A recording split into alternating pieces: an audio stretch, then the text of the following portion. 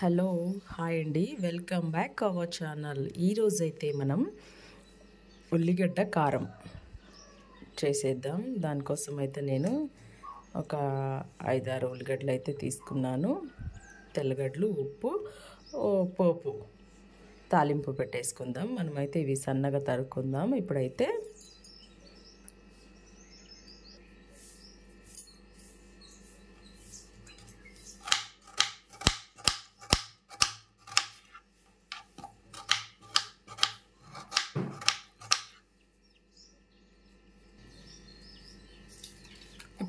ఇవి కచ్చాపచ్చాగా మిక్సీకి వేసేసుకుందాం. ఇప్పుడైతే ఈ మిక్సీ జార్లో కట్ చేసుకున్నటువంటి ఉల్లిపాయ ముక్కలు వేసాను.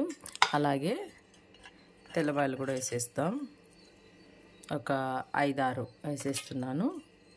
అలాగే కొంచెంగా సాల్ట్, దానికి తగినంతగా కొంచెంగా సాల్ట్ అయితే వేసేస్తున్నాను. అంతే లెక్క. ఒక స్పూన్ వచ్చేసి కారం వేస్తున్నాను నేను, ఎందుకంటే ఉల్లిగడ్డలు కూడా కారం ఉంటుంది కదా, తెల్లగడ్డ కూడా కారమే, అందుకని ఒక స్పూన్ కారం అయితే వేసేస్తున్నాను నేను. ఇప్పుడైతే కచ్చపచ్చగా మిక్సీ పట్టేద్దాం.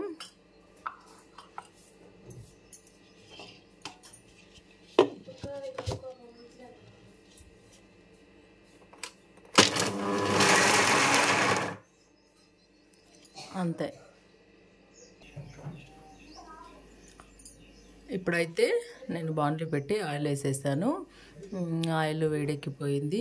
ఇవైతే ఆవాలు, జీలకర్ర, మినప్పప్పు ఇవైతే ఎక్కువ వేసుకోవాలా, ఈ పచ్చడికి చాలా బాగుంటుంది అన్నమాట. ఇవైతే వేసేస్తున్నాను.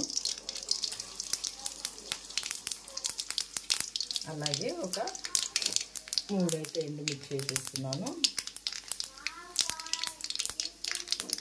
దీనికి మంచి కరివేపాకు ఎక్కువ వేసుకుంటే బాగుంటుంది, నాకు ఇష్టం అన్నమాట. కరివేపాకు కూడా వేస్తున్నాను ఇందులో.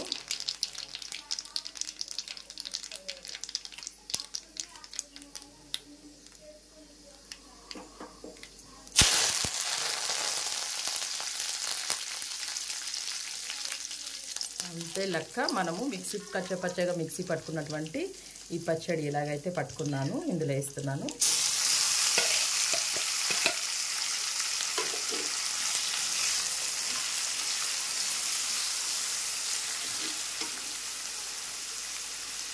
మంచిగా తాలింపు దీంట్లో కలిసేటట్టుగా కలయబెట్టుకుందాము.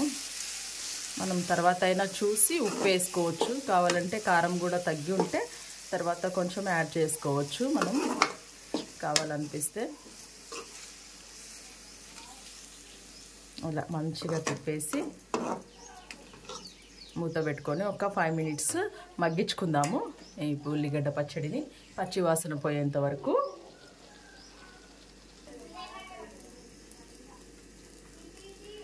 ఇప్పుడైతే చూసేద్దాం.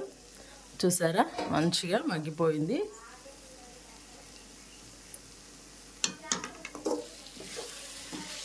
ఒక 5 మినిట్స్కి మంచిగా మగ్గిపోయింది.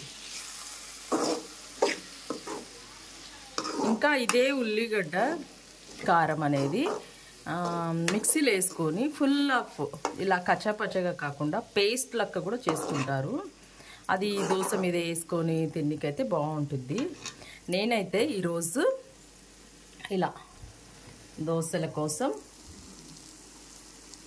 ఈ ఉల్లిగడ్డ చట్నీ అయితే ఇలా ప్రిపరేషన్ చేసుకున్నాను అన్నమాట. ఎలా ఉందో చూసి చెప్పండి.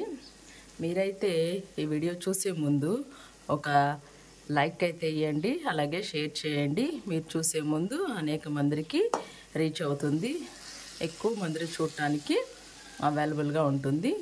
Like and share, subscribe.